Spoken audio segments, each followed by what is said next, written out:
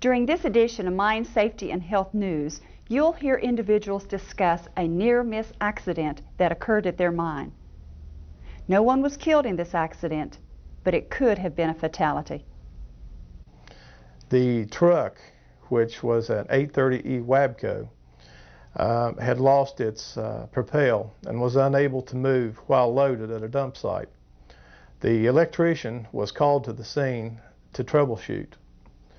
As the electrician drove up to the scene of the disabled equipment, he noticed that a bulldozer operator had pulled up alongside of the disabled truck on the driver's side, and the driver of the truck and the dozer operator were talking. He parked immediately in front of the rock truck in a blind spot and began to mount the rock truck up to the operator's cab.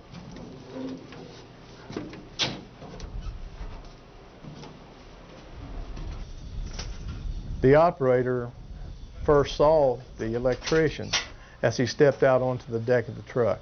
What seems to be the problem, R.C.? The overload's kicked out on the truck, John.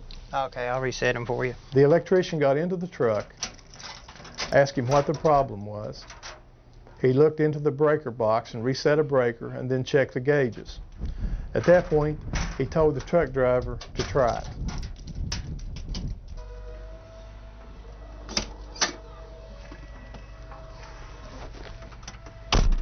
Okay, R.C., let's try it. Well, the truck driver put the truck into gear and began to try to pull forward. The truck was unable to dump, so he tried to assist the hydraulics by pulling forward and raising up on the bed at the same time. It was at this time that they realized that there was a truck in front of him and that he had hit it, and the electrician told him to stop.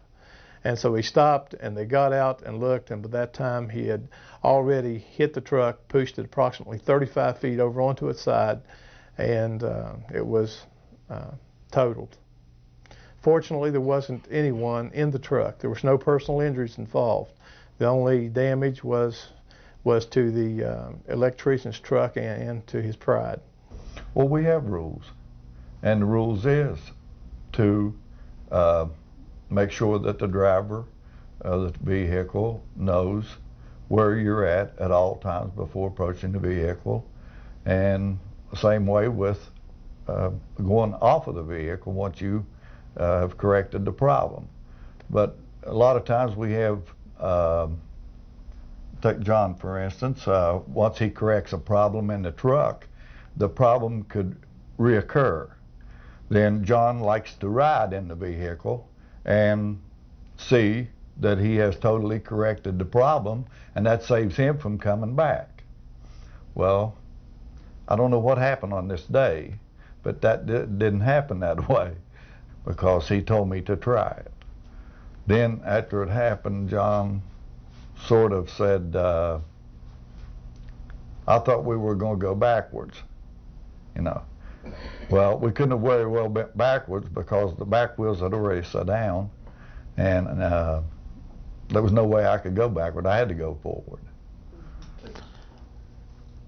I assumed that the operators saw where I was parked at as I proceeded to get up on the truck and inquire what was the matter with the truck. I reset the breaker, informed him that it was okay to try the truck out. As he was trying the truck out, I assumed again that we were going to go backwards to dump the load. In reality, we went forwards and ran over a 1-ton truck without even knowing or feeling any effects whatsoever. Out of that accident, we have revised our program concerning working around blind spots. And we have added them not only to our annual refresher training program, but also to our hazard recognition program. The man had never done anything like that before. Serviced my truck thousands of times.